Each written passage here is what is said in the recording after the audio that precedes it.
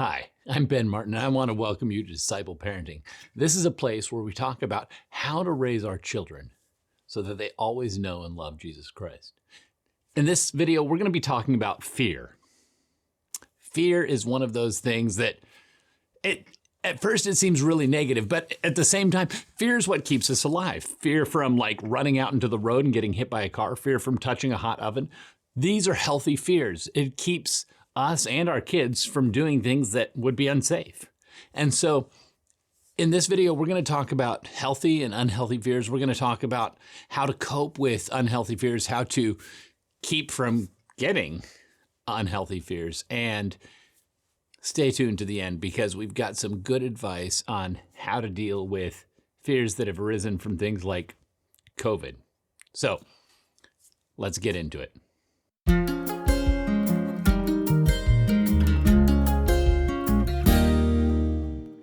So to begin with, we probably should talk a little bit about healthy versus unhealthy fears. Healthy fears are the fears that keep us safe. They're the fears that keep us from doing things that we shouldn't. Fear of poisonous snakes keeps us from playing with snakes that we find outside. Fears of being hit by a car keep us from running and playing in the road. And so these are healthy fears, and they're based on reality. But at the same time, we have lots of unhealthy fears too. Fears of terrible things happening, fears of calamities, fears of who knows what. And especially for kids, it's really easy to have unhealthy fears. When you expose children to movies or TV or even some books, they can have unhealthy fears, fears that aren't realistic at all because they've seen these things on the screen. And so to them, they feel very real. They feel very alive, but they're not real at all. And so one of the ways that you can kind of help your children not have those unhealthy fears is by shielding them.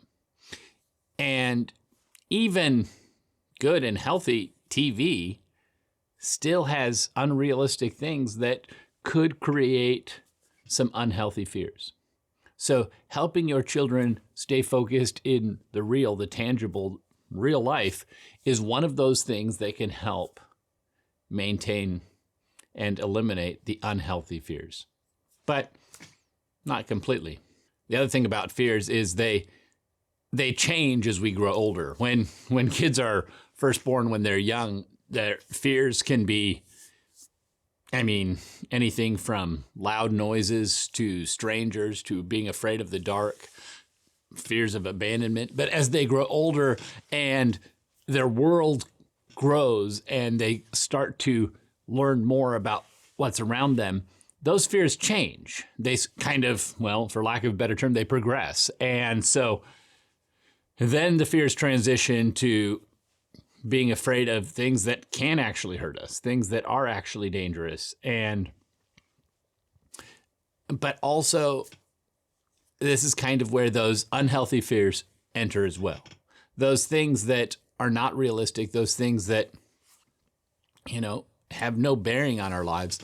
But if they've picked them up here or there, I think of my oldest son who a couple summers ago, he got stung by a bee. And so I didn't want him to have a fear of bees. I wanted him to be confident playing and going outside. And so we sat down and we talked, and I told him, about the times I'd been stung in my life, which were not very many. And I told him how many years it had been since I'd been stung by a bee. And it had been quite a few years. Wouldn't you know, the exact next day I got stung. And then a few weeks later, I was mowing the lawn and I went over a yellow jacket's nest and I got stung, I think 17 times. And so everything that I told him to help calm his fears didn't turn out to actually be real. In fact, that poor kid has gotten stung so many times. Like over and over again, he'll be playing outside. There'll be hordes of children playing outside. One child gets stung, it's him. And so he has developed this fear of bees, even though that we tried not to. And so we're also going to talk about what to do when these fears come up. How do you help cope with them? How do you help manage them? And so what are some of those tools for dealing with fear. One of the first things you can do to help your kids cope and deal with fear is be an example. Pay attention to your body language, the way you're dealing with fear. What are the things you're afraid of? Because quite possibly they're afraid of the same things. But then how do you manage that fear? What is it that they're seeing? Because as they watch you, as they watch your body language, as they watch the way you deal with it and express it, they're gauging their own reaction there. The other thing is, don't try to plow through their fear. You can't just say to your child who's afraid of water, oh, you're afraid of water, well, we're going to deal with this and throw them in the sea. No, like that doesn't help. They might learn to swim and they might be able to like push through that because it's either, sink or swim. But that kind of trauma is going to create fear for the rest of their life. They're going to always have that underlying fear of the water, and you want to help them cope with it in a healthy way that equips them for dealing with other fears as well. So talk with them about it. Talk with them about your own fears. Be open and honest. Tell the truth. Talk about, how possible this is. I realize that's what we tried to do with the bees and it didn't work, but continuing that and also educate them. The more you can teach them about the thing that they're afraid of, the more they are better equipped to understand, why was he stung by bees? What behaviors, can make that more or less probable. And so kind of equipping them to deal with their fears in a way that is more productive and equips them to cope with other fears later in life. The other thing that is important to remember when dealing with fears is don't be a crutch. So often as parents, it's difficult when your child is screaming, when they're terrified, to want to rescue them from that fear too. And this seems like the logical thing to do. And again, it's a balancing act. We don't just like throw them in the sea if they're afraid of water, but at the same time, keeping them from all water doesn't help them to cope with it either. And so finding that balance. What child isn't afraid of getting a shot at the doctor's office? But the solution to that is not, well, we're not going to do any more shots. The solution is finding ways to equip them, manage, maybe preparing them for that by talking it through before you go. This is what's going to happen. Read books about it. Share your own experience about times you've got shots. If you're able, we're talking about COVID right now and people getting the vaccine. If you're able to get that with your child, that allows them to see you do it and realize, okay, it was okay for mommy, it was okay for daddy. I can do this. And so finding those ways to help your child, to journey with them rather than taking them out of the situation and avoiding the fear altogether. Another thing that can be really helpful in dealing with fears is singing. There's something about singing songs that kind of like balances us out and grounds us. It helps alleviate some of those fears. And so sing songs with your kids. Don't worry about whether you've got perfect pitch. Don't worry about if you remember all the words exactly right. Just sing with your kids. Help show them that when we're afraid, singing, and there's something about songs to Jesus that really help even more. Showing them like, when I'm afraid, I can put my trust in him. And that is such a healthy way to equip your children to deal with fear. One of the best ways, though, that we can deal with fear and help our children to learn to cope with it is to, instead of talking about the fear, is to shift and also talk about God.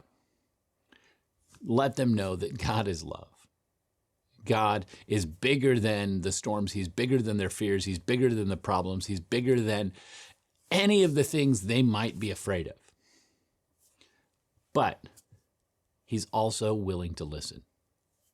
The God of the universe invites us to pray, invites us to come to him, to talk to him, to share with him our hopes, our dreams, and our fears. And so handing our fears to God, learning to trust him, modeling that for our children, but also helping them do that themselves. It's huge in dealing with fear. But what about the fear that comes about from trauma? When someone we love dies, when our house is broken into, when there's a terrorist attack or a school shooting, when there's an earthquake or a fire, or when there's a pandemic that takes over the entire planet for 2 years. How do we teach our kids to deal with these kinds of fears? How do we equip them for that? Well, there's a few things that we should take into account. The first thing you have to remember when there's been a traumatic event, when there's been something that has happened out of the ordinary that is causing fear, is talk about it. Talk about it, because as a child, worlds are very small. They see the little bit around them, and that's their entire world. And so helping them understand that just because something happened on the other side of the world doesn't mean it's a realistic fear here. We live in Michigan, and there's not a great need to be afraid of earthquakes in Michigan. And so helping them understand what is and isn't a reasonable fear, helping them understand, just because somebody's house burned down doesn't mean that ours is going to. We are going to make sure our smoke detectors are working, make sure that, we're turning off things, making sure that we're being careful to keep that from happening to us as well. And just talking it through, helping them understand how it happened, why it happened, so that we can know this doesn't necessarily have to happen to us. Another thing that's important to do also, though, is turn off the news. Having your children continually exposed, whether it be, listening to the radio on the way home from school or having the news on at home. All of these things, although it's a great source of information, often when kids are hearing the same thing over and over and over again, it's reinforcing that fear. And so it makes it feel like, hey, this is something that could happen to me as well. Give your children a break from the news, especially when there's something, a huge tragedy or something traumatic happening in the world around us. They don't need to hear about that over and over again. It is not making their life better to know all of the gruesome details. And so turn it off. As you're dealing with the tragedy or the traumatic event, though, check your own reactions. We talked about this earlier, but again, it's important here. How are you dealing with COVID? How are you processing it? How are you reacting to it? Are you reacting to it from a place of fear? Or are you reacting to it from a place where we know that we have the God of the universe on our side, and we know this is not how the world ends? So make sure that you're approaching things in a healthy and balanced way to equip them to also approach things from a healthy and balanced way. Another important thing, though, is physical contact. Give your kids hugs, hold their hands, snuggle with them, cuddle with them. Don't worry if, right after this traumatic event, there's a little bit of regression where all of a sudden they start sucking their thumb or wanting to snuggle with you in bed again, or even wetting their pants. Like, so often we see those behaviors change and that regression happen, and it seems like a really big deal, but it's temporary. Instead of focusing on the regression, focus on your kid, on how much you love them, on how God is going to bring us through these things, and allow them to learn to cope in a healthy and productive way. In dealing with these fears, these traumatic or tragic events that have happened. You've got to, as you're talking about it though, also focus on the good. Focus on what are the things God is able to do in light of this, instead of just focusing on all the things that have or could go wrong. Focus on the good as well. Equip your children to, when they come face to face with tragedy or trauma, to see the whole picture instead of just putting those blinders on and focusing on what is going wrong, what is negative. Help them to see that the God of the universe, the maker of all things, not only does he see these things coming, but he also can use what was meant for bad for good. We see that in the story of Joseph. We see that in the story of Daniel. We see that over and over again as a theme flowing throughout the Bible, that God can use trauma, he can use tragedy, he can use wickedness and evil and sin for his kingdom. Equip your children with this knowledge so that when these things happen, when they lose someone they love, when a pandemic encompasses this globe, when an earthquake or a fire or a neighbor's house burns down, all of these things, when they happen, let them see God can still use this for his kingdom. When you are talking about it, though, it's easy to only focus on the negative or try to only focus on the positive. But at the same time, we've got to tell the truth. We've got to be open and honest with our kids. Help them to realize that even though this has happened, even though this is not the ideal, that God is still in control, but let them know exactly what happened, why it happened, why sin and its ugliness does this on this planet. Give them a clear and truthful picture, because half-truths only work for a little while.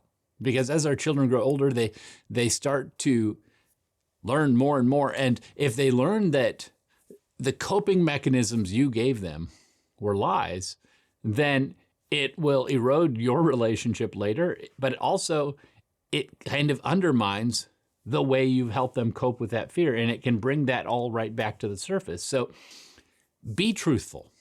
That doesn't mean that you have to give them every single gory detail. It doesn't mean that you have to paint the most gruesome picture of the deranged world we live in, but it does mean that we can speak truthfully, even in the midst of trauma and tragedy.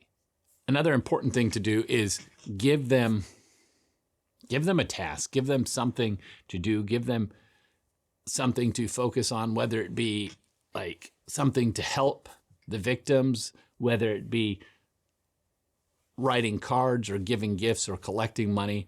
Give them something where they can actually make the world a better place. Give them hope as well. Help them to realize that Jesus is coming soon. Help them to realize that this is not how the story ends. Help them focus their eyes, instead of on the trauma, instead of on the tragedy, on the day when somehow this is all going to be made right again. Because after all, the best way to deal with fear is to point our children to Jesus, to help them to realize that God is love and love casts out fear. And so helping them in the midst of their trauma, in the midst of their tragedy, in the midst of loss, in a world so encompassed with fear and anxiety, instead of focusing on all the things that could go wrong, which frankly are a lot, help them to focus on Jesus. Help them to turn to him and learn that he is ultimately in control. And maybe, just maybe, that's something you need to hear also in dealing with your fears. Because if we're honest, it's not just our children who are afraid. It's not just our children who are dealing with anxiety. After all, so many of their fears are ones that they got from us, that we bundled up, wrapped up, put a stamp on them, and gave them to them at birth. We've been modeling what fear looks like. We have been focusing on all the things that could go wrong. As parents, it's easy to do. But that's not the plan God has for us. That's not the hope He longs to give us. That's not how we need to be living as His children. So, yes, some fear is healthy, but the rest, let's give that to God and see what He can do in our lives. Will you join me?